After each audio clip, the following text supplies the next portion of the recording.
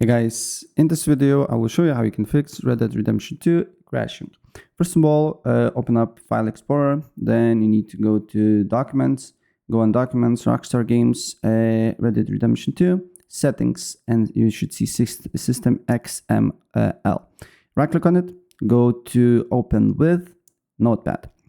Then what you need to do here is to press Ctrl F, and then you write this, Advanced Graphics. Hit Enter. And then you should see case setting API DX12 or Vulkan.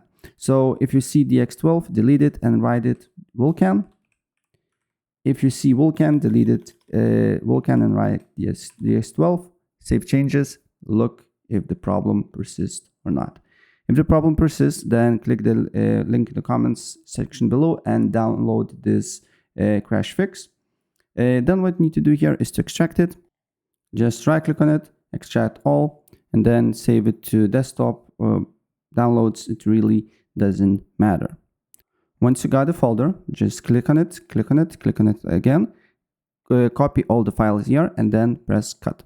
Then you need to go to Red Dead Redemption directory. So my game is on Steam, so I just need to right click on it, go to properties, install files, browse, and then on the main directory here, I just need to click on the blank space and then press Ctrl V and replace all the files here, right? And after that, just launch the game and your issue should be solved. That's pretty much it.